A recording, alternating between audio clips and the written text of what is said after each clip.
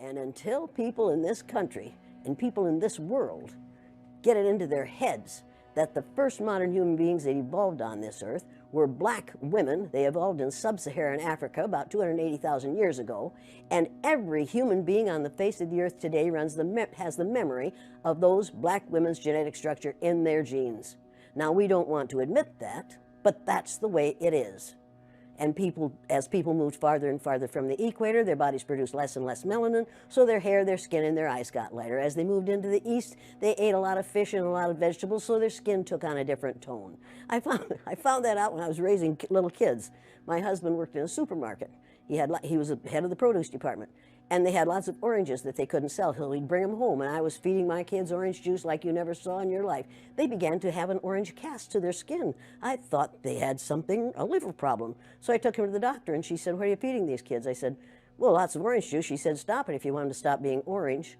Now, if you think that skin color isn't anything other than the body's natural reaction to the natural environment, get over it. If all white people are racist, according to you, can they be reprogrammed? Of course they can. Of course they can. Of How? course they can be. It's called education. I'm an educator.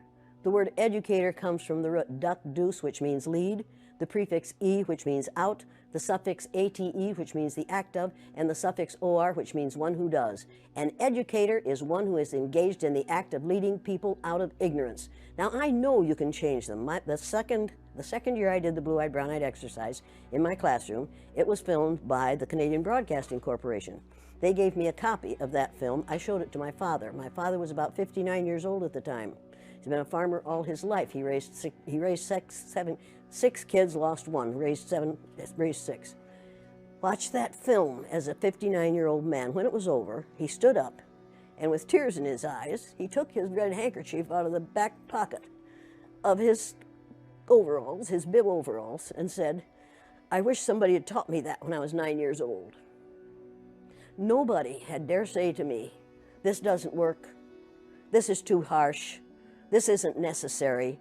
You can't teach an old dog new tricks," because they're wrong. You can teach an old dog new tricks. You can teach people to give up the myth of racism. Somebody taught the Greeks to give up the myth that the sun was a god in a golden chariot that went across the sky every morning. They believed that for hundreds of years. We have believed the myth of 3 or 4 races, different races in this country, for long enough. There's no such thing as reverse racism.